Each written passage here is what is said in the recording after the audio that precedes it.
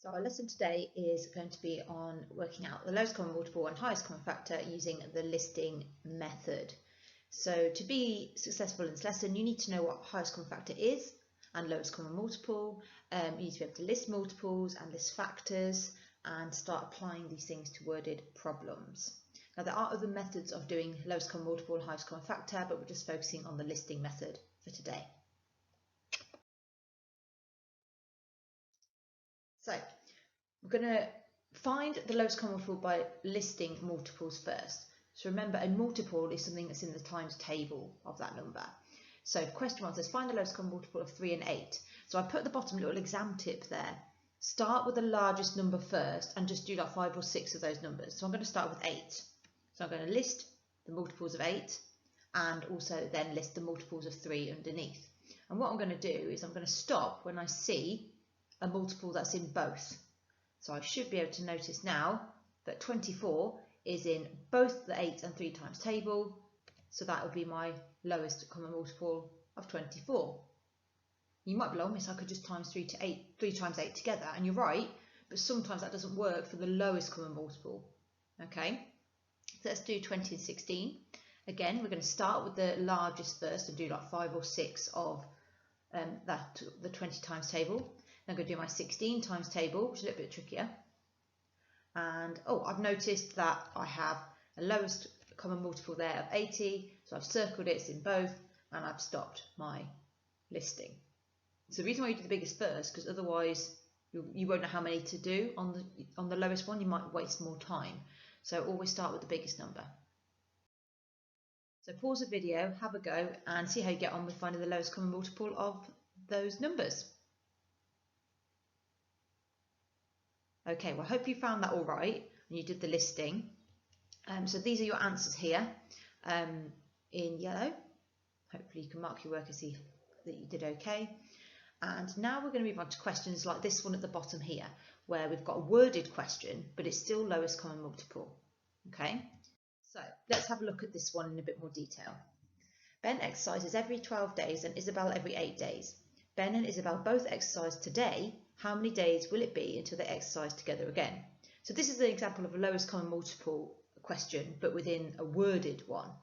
So what I'm going to do is I'm going to write down Isabel and Ben, and then I'm going to write down every 8 days for Isabel. I'm going to list it. And then for Ben, he's doing exercise every 12 days. So I'm going to list all of his 12s. And hopefully you can see that already we've got a lowest common multiple there. So you can see 24. So basically every 24 days they're going to exercise together. So that'll be my answer.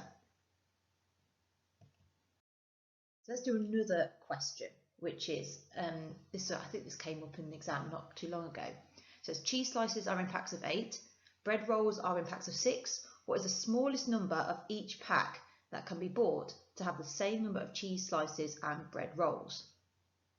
So we can see we've got 8 cheese slices in a pack and 6 bread rolls in a pack.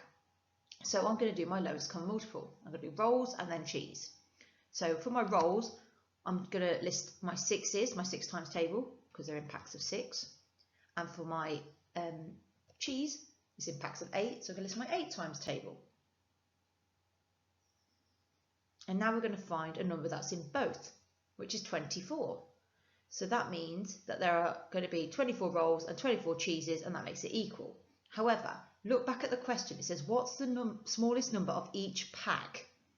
So what you need to think about now is actually how many packets of rolls did you buy? So you need to count them, okay? If you look at the screen, we've got 1, 2, 3, 4 packets of rolls to make 24 rolls, and you've got 3 packets of cheese to make 24 slices of cheese.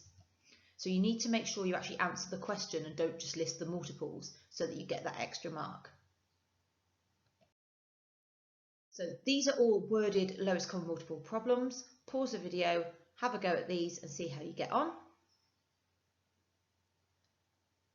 Hopefully you found that okay. These are your answers. So for the first one, the lowest common multiple was 84, and then you had to count how many pieces Sean and Ruth had. Second one, lowest common multiple was 84 seconds. Third one, again, the lowest common multiple was 60, but you had to count the packets, like the example I just did. and for 4, lowest common multiple was 40 beets. You had to list all 3 for Tom, Sam and Matt. Okay, so now we're going to move on to highest common factor by listing factors. So hopefully you know what factor is. If you don't, factors are numbers that go into other numbers by timesing. So if we've got 10 and it says find the highest common factor of 10 and 20, what I'm going to do is going to list the numbers that times to make 10. So I'm going to write down 1 times 10 and 2 times 5. Remember, they always come in pairs, so that's how I like to list them. And for 20, you list your factors of 20. 1 and 20, 2 and 10, 4 and 5. So now you need to look at those factors and see which one is the highest that's in both.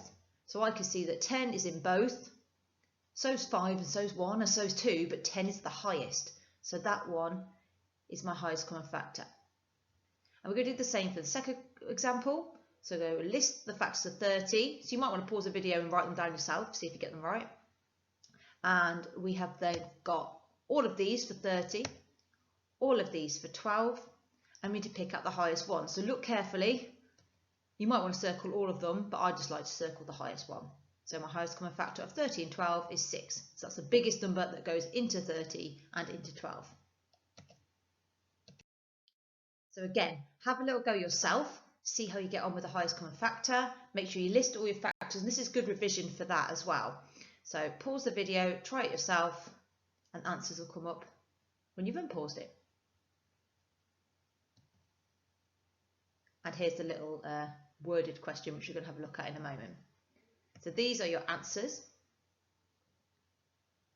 And let's see how we can apply highest common factor to a... So this is the worded highest common factor question. There are 2 loaf cakes, one is 35 centimetres long and one is 42 centimetres long.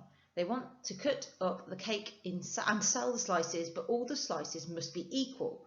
What is the largest slices they can cut them into? So how fat are we going to be able to cut this cake? So this time we've got to think about how we can split up the cake. So you could chop up the cake in many different ways. So that means we're working out factors. How many different ways can we chop it up? So I'm going to write my factors of 35, which are 1 and 35 and 5 and 7. My factors of 42, which are all listed there. And we should be able to see the highest number that goes into both, which is 7. So that means if we cut each cake into 7 sections, we will be able to have the loaf cakes in 7 centimetre slices. So the 35 centimetre cake, there'll only be 5 slices, and in the 42 centimetre cake, there'll only be 6 slices, but the slices will be the same width. So pause the video, have a little go at problem solving with highest common factor. Okay, these are your answers. We've got number 1, highest common factor is 30. 2, it's 4, because you get a 4 by 4 tile. 3, the highest common factor is 5. And for 4, the highest common factor is 4. Of today's lesson is to have a go at some GCSE style questions that are linked with highest common factor and lowest common multiple. So pause the video, have a go at these questions. You can see the number of marks it's worth in the brackets, and then we're going to go through them after you've had a go.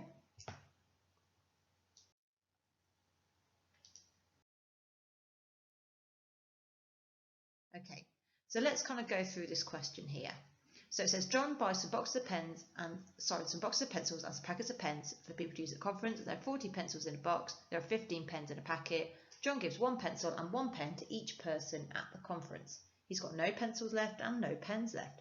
How many boxes of pencils and how many packets of pens did John buy? So what I like to do here is kind of just highlight the key information. So I've got 40 pencils in a box and 15 pens in a packet. And the question is saying how many boxes of pencils and how many packets of pens did John buy? So this is going to be a lowest common multiple question. So I know there's 40 pencils in a box. So I'm going to start listing the multiples of 40. I'm just going to write 4 of them down for now. And then I'm going to write the multiples of 15.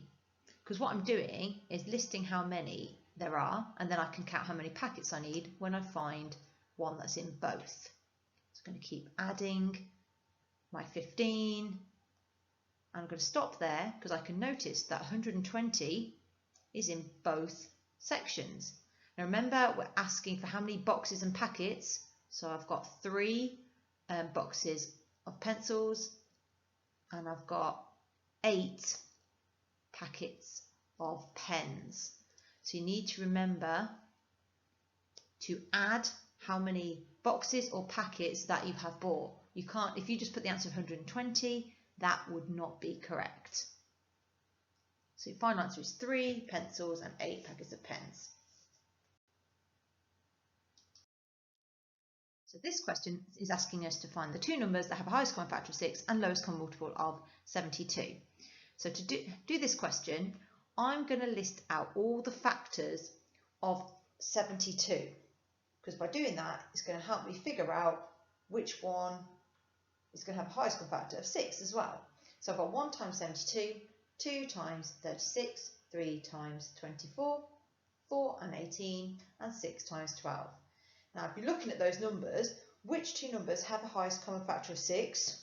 Well, we've got to obviously have 6 in there, and that means that 6 and 12 are your numbers, because 6 times 12 times 2 makes 72, and the highest factor of 6 and 12 is 6, because it goes into both. So our final question for today, this was a question from the most recent PPEs that Year 11 did, and the first question, so this actually was on higher tier, but it was also on foundation as well for 3 marks, question 20. It says find the lowest common multiple of 108 and 120. Now there are different ways of doing this, but we're going to use the listing method, okay, because that's the method we've been practicing. So we're going to list all of the multiples of 120, and we're going to list quite a few of them, okay. And I've started with the biggest one because it's going to be easier for me to match up.